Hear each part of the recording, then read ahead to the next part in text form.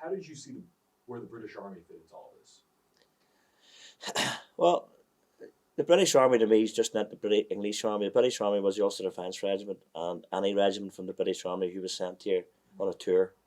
Uh, my problem with the British Army across the board was they were sent to Northern Ireland and their hands was tied behind their back. They weren't allowed to fight the IRA. Similarities would be between the American Army in Vietnam. If they went to fight a war, they couldn't fight. Do you understand? It's hard to fight guerrillas. An IRA man puts his head out the window and shoots a British soldier in the back. He closes his window. He becomes a normal, ordinary working class Catholic again. Do you understand what I'm saying? So the British Army could not fight the Republican movement because when they shot back, it was called state violence. So we believed that we should shoot. We believed that we should do that job. And that's where a lot of young loyalists, UVF, UDA, Red Hand Commandos, seen their role to fill that vacuum because the IRA was shooting policemen and army men in the back. The IRA was shooting Protestants who was in the police and calling them military targets, but they were actually Protestants. They were shooting off-duty policemen. They were shooting off-duty UDR men, not in their uniform when they were delivering milk, when they were going to their places of work. And it completely infuriated us that these people was given a uniform, but they weren't allowed to act like soldiers. You know, in the early days, if you were confronted with an IRA mob who had weapons, the British Army had to put a yellow card up and say, we are going to return fire if you don't cease.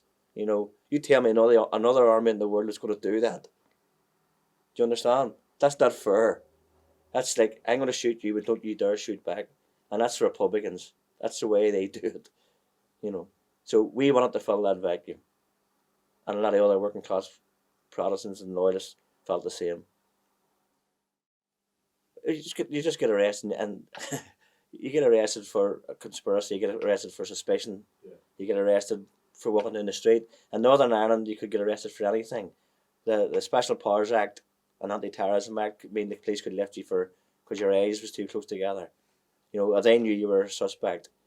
You know, to all they could arrest you and question you. You know, but like any democracy, they need evidence. You know, and you were taught to keep quiet. You were taught interrogation skills, so you never said too much. How are you taught to be interrogation?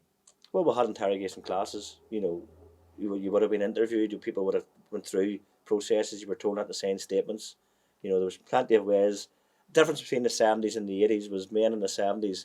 It was the first time around. If you understand, Republicans have a history of rebellion, a history of fighting the state, a history of political prisoners, and a political unrest. The Loyalist side hasn't got that. There's no political prisoners pre 1970 or 1966 when Gusty Spence became the first political prisoner in the modern day conflict. So there was no research, there was no knowledge to fall back on. So in the 1970s, a lot of Loyalist people would have openly said, yes, I am a UVF man, and I'm proud of it. Or else they would have signed statements because they seen the police as the state. They were confused in the sense of, we're not fighting against the state, we're fighting for the state, but although they were seen as breaking the law. So it's a confusion thing. But in the 80s came along, people who got out of jail in the 70s had taught us mechanisms and ways not to sign statements, not to fall into the traps of interrogation. So it was a different period for us. We were lucky in a sense. Were they interrogated pretty hard when they arrested Yeah, of course. More psychological by that stage. There was beatings and stuff in the 70s, but by the time the 80s came along, the police in Northern Ireland were very, very good at interrogation, very, very good at psychological stuff. Can you give me an example? No, just browbeating you, putting friends next door, you know, and explaining that he's squealing you, telling lies. Sometimes they would have said, we're going to charge your wife. Sometimes they would have said, we're going to arrest your children. You know, things like that. Just play it with your mind. Is that almost tough to take, knowing that they're the security force for the state you're trying to protect?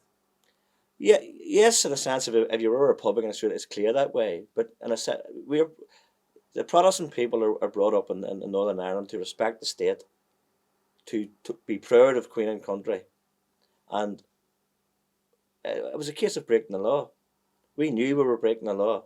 Republicans refused to say they were breaking the law, they said they were totally politicised. We believe we were politicised too. But at the end of the day, we expected to get interrogated because we were still in a normal state situation. There had to be some sort of a police force, so we expected it. Interesting.